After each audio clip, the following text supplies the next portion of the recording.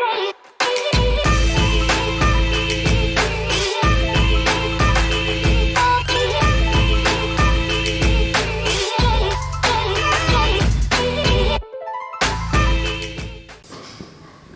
Lenihan for Boxing Social in association with William Hill and Empire Fight Store. Delighted to be joined by British Champion Dalton Smith. Dalton, last time I saw you, you and Junaid, Las Vegas. It was a good trip. First off, how did you enjoy that? Javante Davis, Ryan Garcia. I spoke to Junaid, he was like, look, that gives you an idea of how big things can get in boxing. Good experience for you to go out there and see that? Yeah, great experience, but just make sure we get that we behaved ourselves in Las Vegas. I have to admit, I will say this, they were the two surprisingly most well-behaved people I've seen in Las Vegas that week. So Don't worry, I'll be back in Vegas to see the real Vegas. But other than that, up to now, it was it was a great experience. And like Junaid says, it gives you that taste of what it's like. Fighting in Vegas, your face is going to be up in every billboard over there. They make a massive thing of it. But I mean, one of the biggest fights in the most recent years. We was there to be able to witness it. But I always said there's no boxing fans like the UK fans. Absolutely, yeah, agree with that.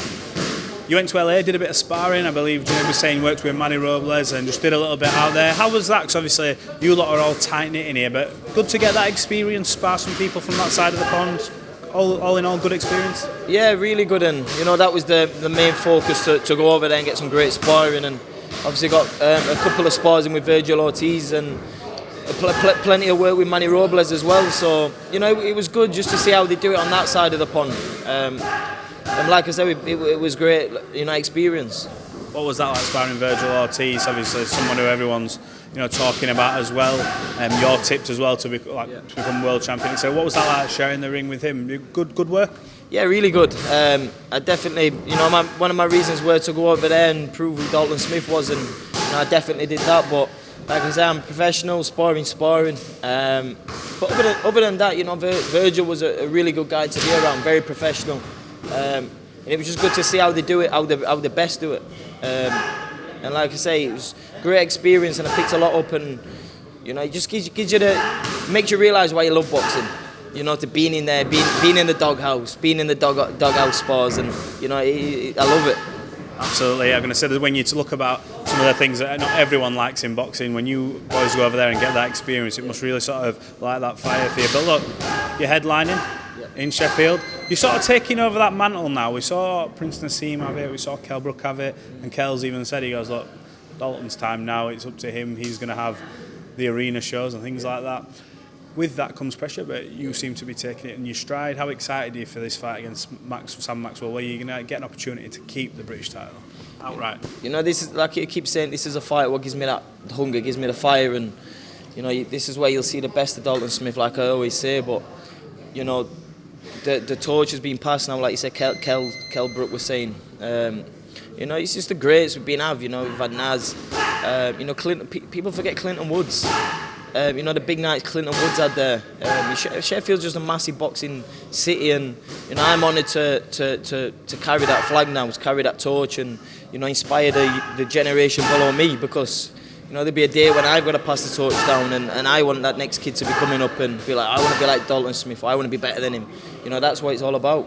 But you've obviously got a long way to go in this game yet, and you'll be looking, obviously, without looking past Sam Maxwell, which I know you're not daft enough to do. I've seen how you train, you're definitely not looking past him, but you'll be looking for a world title at some point. How far do you feel you are off them levels? You mentioned sparring of Vergil Ortiz, and you're obviously mixing here with world class ability. How far do you feel you are off challenging for a world title? Not a million miles, but of course you've got to go through the process. And the next 18 months I want to be pushing on to knocking on doors to world titles.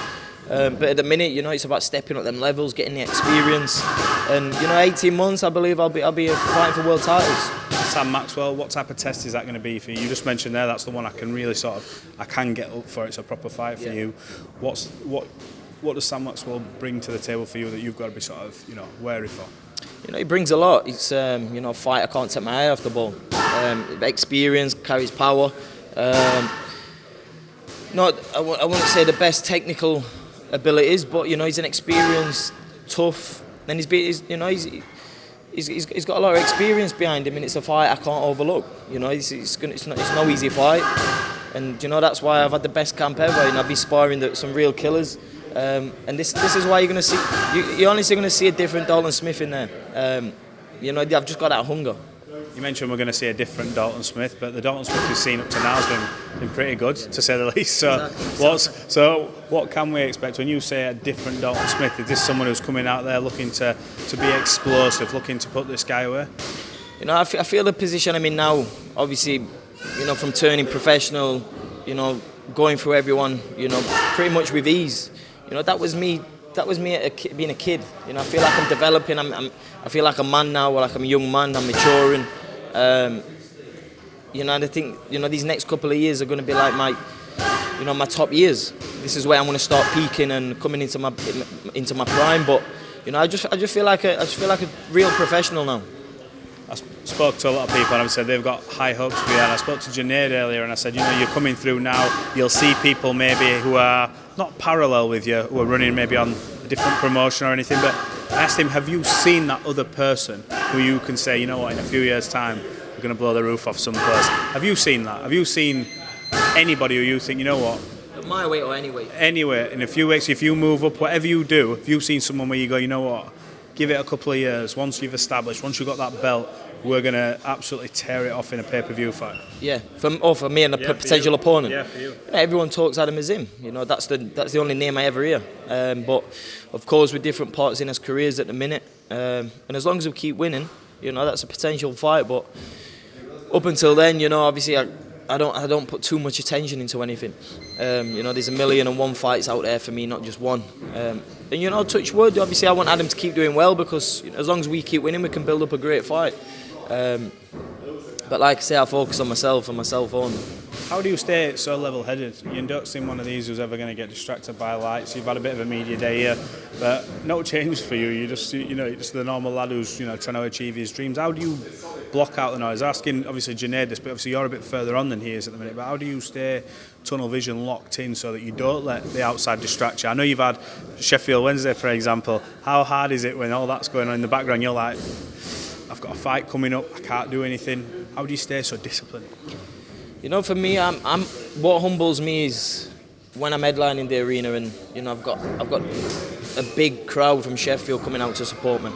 That's what keeps my feet on the ground because even like when people ask for pictures of me now, you know, I feel a bit awkward because I'm just Dalton Smith. Do you know what I mean? Like, why do you want a picture with me? I forget what I'm doing and what I'm achieving, but you know, it's the people we've got around us. And you know, I've got to the position now for being who I am, and don't get me wrong, I've had people from like media outlets and stuff being like, right, Dalton, you need to start talking a bit more shit, you need to be doing a bit more of this, you need to be doing that.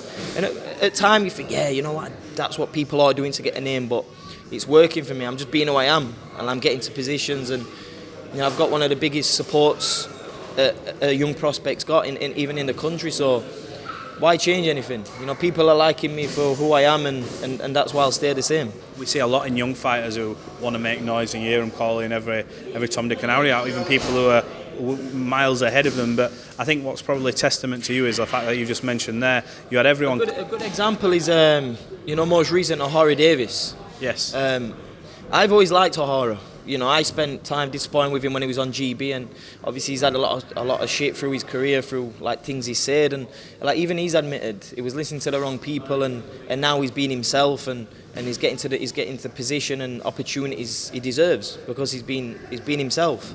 And you know, and that's just a lesson. Just be yourself, be who you are, and you know, if you're good enough, cream will always rise to the top. Don't try and be someone you're not. Absolutely, I think that's a great message to probably end this on. Look, Dalton, I appreciate you giving Boxing Social some of your time again. We wish you all the best for July the 1st. We know you'll get that arena packed now, and it's your time. So good luck. We wish you all the best, and we'll catch up fight week. Top man, appreciate it. Thank you.